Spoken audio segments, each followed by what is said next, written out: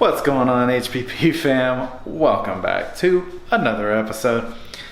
Let's dive on into the shop here and see what we've got kicking around. I'm JD, by the way, and that fine looking gentleman there is Gio. So, as you can see, we have Alfonso's on the rack and is being tore down. So, I don't know if you guys seen in the last episode, it was on the dyno and some unsavory sounds happened, and I didn't talk about it at all. So unfortunately, it had a catastrophic engine failure of some kind. We don't know what. We know the engine locked up. Unfortunately, we don't know exactly what happened either. On the data log, the last 1,000 RPM of the pull, honestly, I think we had a fuel system issue because the injector duty cycle went from 60 to 170 instantaneously. And I think something schmelted. Car was on 18 pounds of boost. So, really unfortunate, but not too bad. And the reason why I say not too bad, Alfonso did not know what engine combination was in the car. I'm not going to get into why he doesn't know. That's a long story, but it was told to him that it was a built motor, or that this motor could handle a bunch of power, and when it was on the supercharged setup, you know, it made 700 wheel, great. So, but now it's twin turbo and we're obviously going to be making more power. So we're going to dive in. We're going to get the heads off of this thing in preparation to pull the long block, which we're getting close. We're about to get this side cylinder head off so we can see if we see any damage on that side of the motor. And then we'll get rocking and rolling on what the next build for it will be. Cubic inch wise, not really sure. Obviously it's going to be forged. And then we'll be right back at it. Obviously we're going to dive into the fuel system. That's got a Chris 1313 fuel system in it. You know, while the car was down being twin turboed, it did sit, so we're going to dive into that. So once we get the new motor in it, obviously we're going to pull our fuel system out of that thing, pull the fuel hat, check the pumps, obviously make sure nothing like that were to ever happen again. But that's what I think has happened. Once we get it apart, I'll know more. I've never been quick to call the baby ugly. I learned a lot. RIP Ed Peters, for anybody who knows who that is. He was a failure analysis engineer for Chrysler for 25 years, and I learned a lot from that man on figuring out what actually happened. But that's here nor there. The rest of the stuff we got kicking around in the shop. If you remember last week, we had this Hemi truck come in, 1500. It has got a Flying Ryan Tomahawk camshaft in it. Another one of those weird deals. It was tuned by Flying Ryan. They weren't happy with it, so they brought it to us. So they ended up bringing the truck to us. They weren't happy with some things, so we're getting it dialed in. This thing is a chop monster, and it's loud. I had to break out the earmuffs. This joker's loud. Last pull, this thing's got an intake, long tubes, full exhaust, Tomahawk cam, ported intake as well. 428 horsepower, 400 foot-pounds of torque was the last pull. So this thing is a ripping. And then, as you can see, we've got Hector's twin turbo scat back on the lift. You guys may have spotted it on the lift last week, and I don't know if I talked about it or not. But the transmission is en route.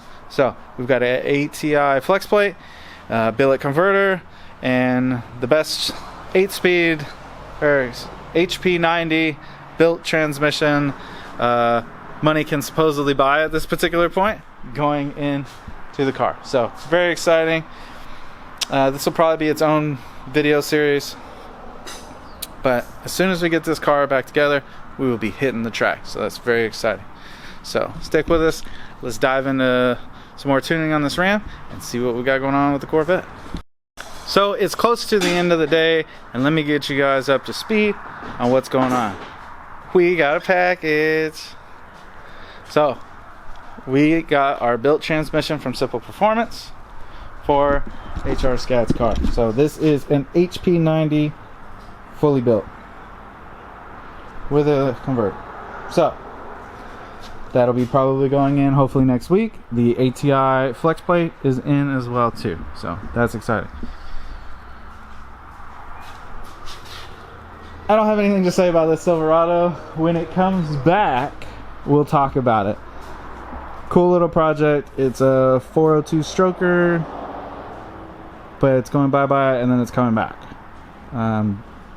Unrelated to tuning, issues need to be resolved. So those will go get resolved, and then you guys will see this truck again. And as you can see, there's a giant mess over here and an explosion, and that's because, as you can see, our twin turbo Corvette is apart.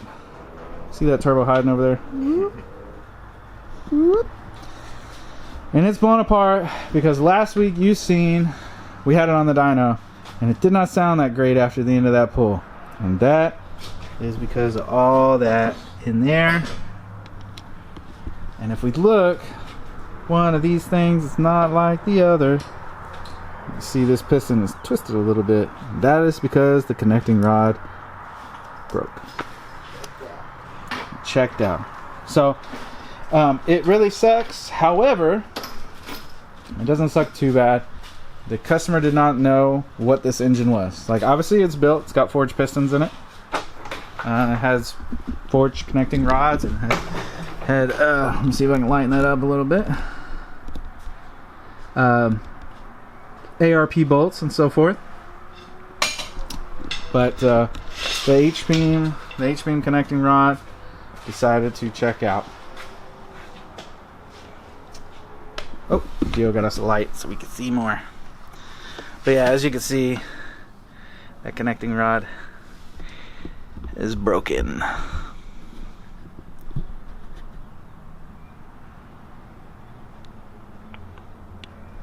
So we didn't poke a hole out the side of the block, but we're gonna get this thing completely tore down and assess the damage, and then talk to Fonzo and see what he wants to do, see what parts we want to put in it.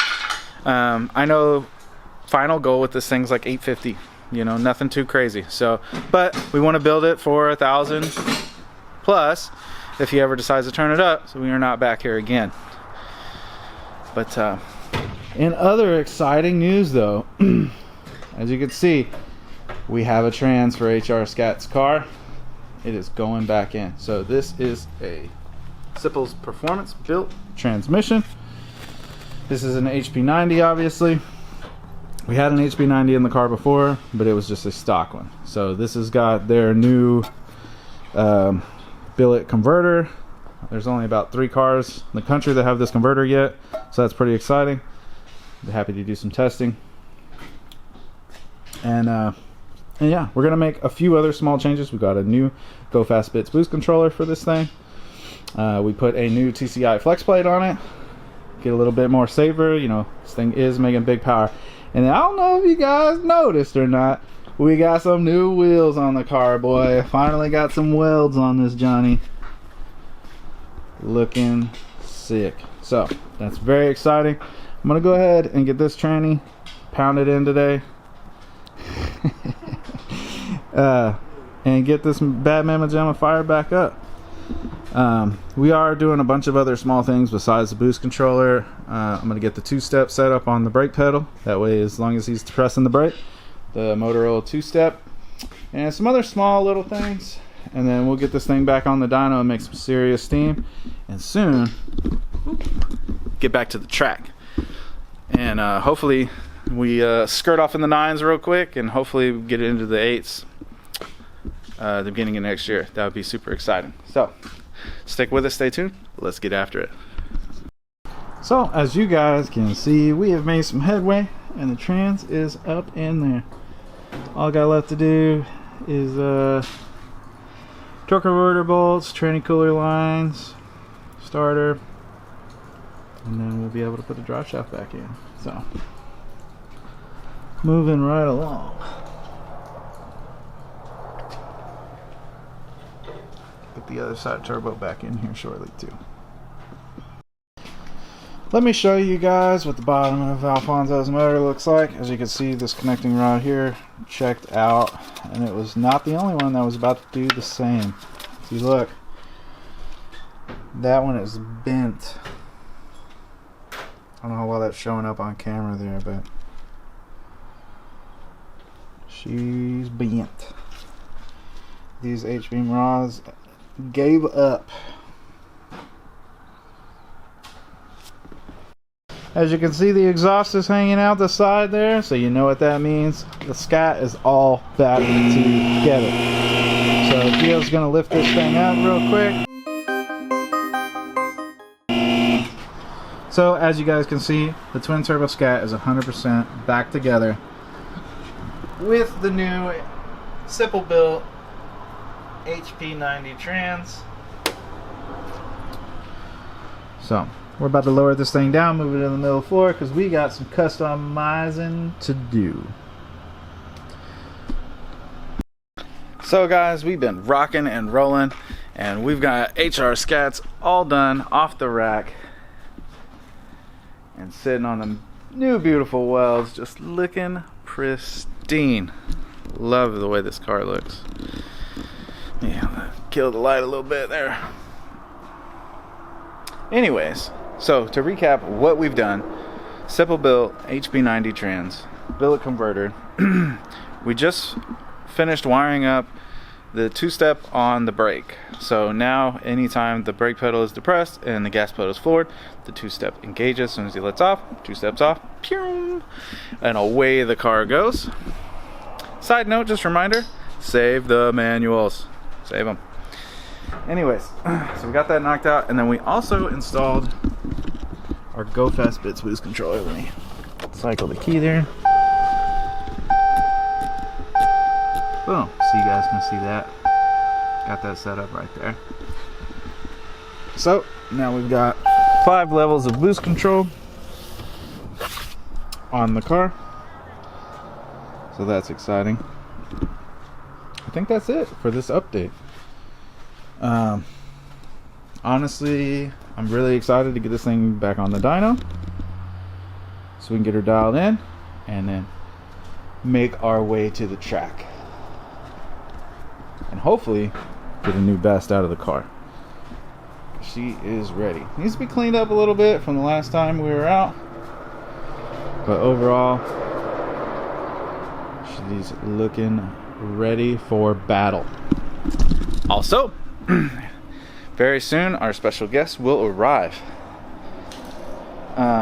Some of you guys that follow the channel may know him, you may not, but once he gets here I will introduce him. Stay tuned. Alright guys, so our dyno appointment has arrived, and I don't know if you know this car or not, but this is Bandito 345 on IG, and this is the owner, Sal. What's up, everybody? Here we go.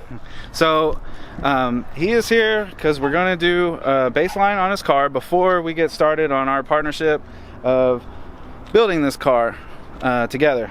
So as you can see, he's done a ton of work to the exterior, interior, everything. This car has been gone through front to back, but he's here to see us for the performance side of the house. So to kind of recap, it's actually I'll have Sal kind of go over the car with you guys real quick and kind of give you the short run on what's been done with the car. Yeah, guys, I mean, look, this car is custom, maybe, I don't know, it's kind of your point, but it is originally a 5.7 RT, definitely not how I got it, right? So got a wide body kit on it, got some throttle wheels on them, 12 by 20 all the way around, air suspension, full custom engine bay kits, full custom aero all the way around by K&G, custom interior, custom trunk, wrap, also custom. It's got Lambo doors on it. I mean, you name it, right? So one big ask that I always get is, hey, when are you gonna put some power to the car? Well, I am here today with, my opinion, the best in the business here in Texas. So that's what we're gonna do. We're gonna put some power to the car. I want to say we're gonna push the limit, but you know, something respectful, right? So that's where we're gonna be. So me and JD gonna do some really big things with this. So a lot of vlogging, a lot of content with you guys, and see if you guys like it. So please don't forget to comment, like on this page and on this channel here, because we're gonna do some crazy big things though. So stay tuned. I appreciate you guys. Yes, sir. Awesome. So I'm gonna go ahead and set you guys down on the stand over here, and we're gonna get the car set up onto the dyno so we can get a baseline to find out what the car is making today, so that way as we modify and progress and make more power, we keep a log of it. So exciting. So let's get after it.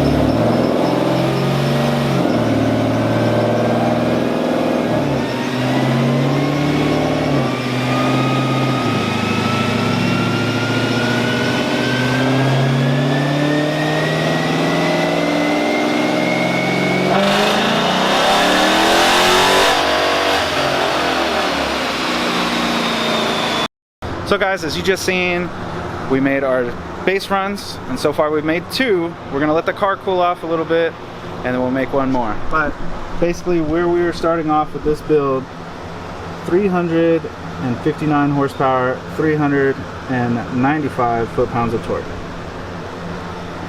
It's a good looking graph. And to kind of recap, this thing is catless, exhaust, intake, soon to be unlocked PCM. And I'm not going to say what else we're doing yet. You're going to have to wait and find out. But then it will be back for a tune. So now we have a baseline to see where we're starting, to see where we end up.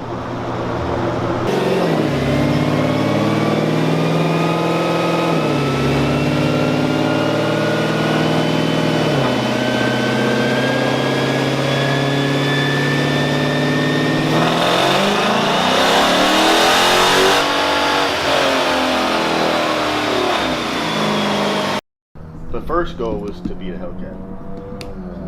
Yeah, when it I all beat started. that real quick. Yeah, so. you blew that one out of the water quick. The wheels are dope, I like the wheels. Just got them. So. Yeah. Yeah. Brand new, fresh. Look at these monsters in the building. Brakes, we don't take them. Yeah, the brakes. We don't take them. We need new brakes, we need the whole Seville.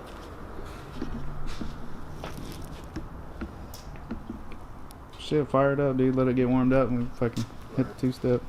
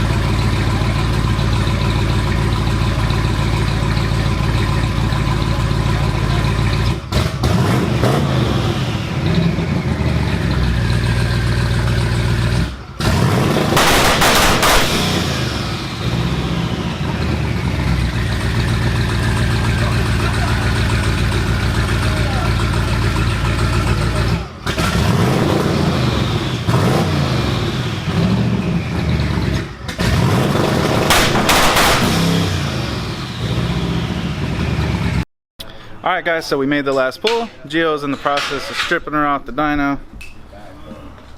But I wanted to show you guys the trunk.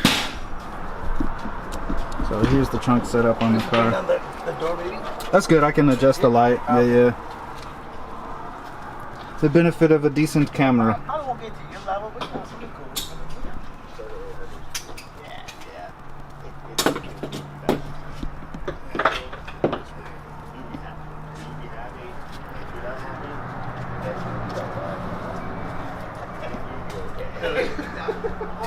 So there you guys have it.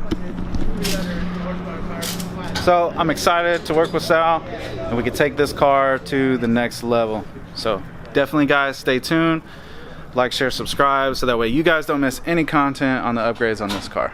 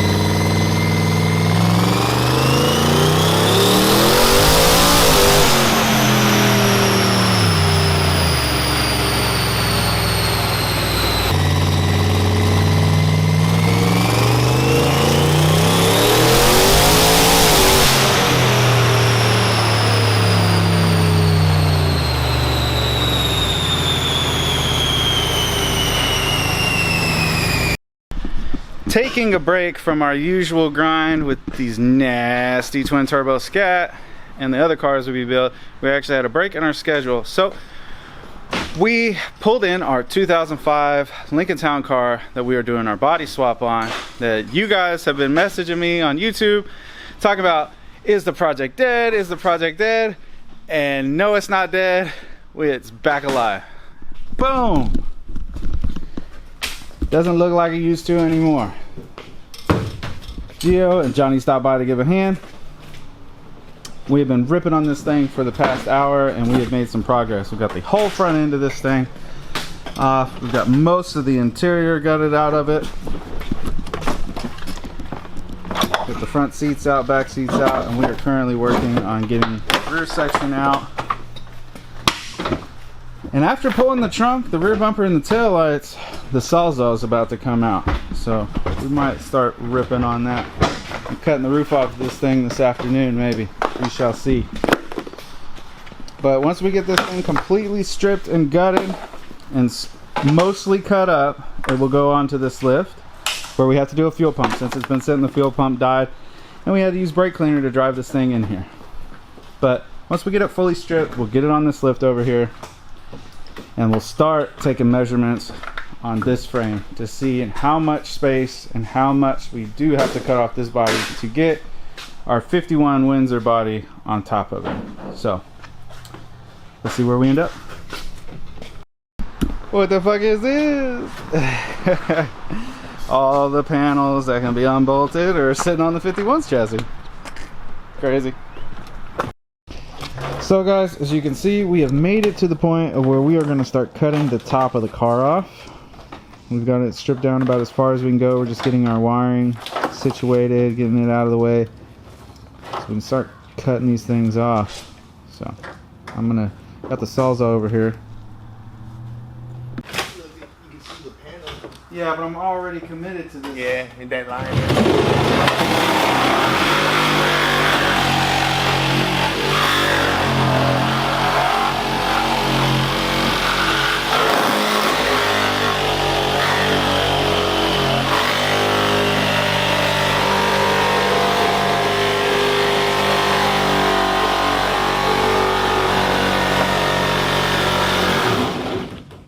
I'm almost halfway through there. Yep.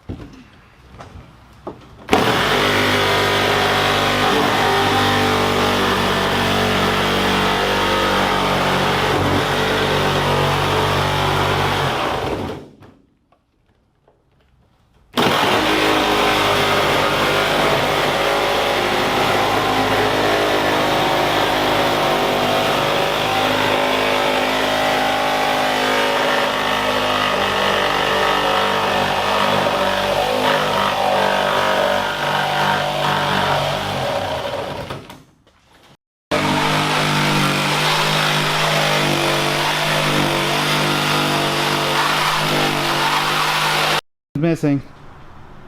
It was right here. Uh-oh! The damn top flew off. So guys, as you can see, we've got the body officially off. We still got quite a bit of more cutting to do, but we wanted to get to this stage. So I'll go to Harbor Freight and get the windshield kit so I can remove the front windshield out of this thing, and we'll end up cutting that off. We're gonna cut all this side paneling off too and get this right up against the frame. The back area here where the fuel tank is, I'm not 100% how much we're gonna cut out of this yet. We'll probably get these fenders completely out where it's just the top of this box. We may cut the back half of the box out. I'm not sure. I got to see how much material I have on the other car. But pretty much once we do that, it'll be a matter of finding out how much dash we can actually leave in this thing. That's when we'll start taking some measurements, and we'll cut all this header panel out of it too and get all that space back. And probably all the way up to this point, we'll cut all this out. Yeah, this front crash bar header panel is all the way loose, but we're going to leave that on for now because I don't know what in the front of the car we're going to have for radiator mount, so I'm going to leave that for now. We may end up hacking it up, but all the harness we're going to use, because our donor car is all 6 volts, so we're converting that entire car over to a 12 volt system, so we're going to use all the wiring from the Lincoln in the other car, and then we'll just get bulbs that work in the sockets in the Chrysler Windsor. But very exciting progress being made for sure.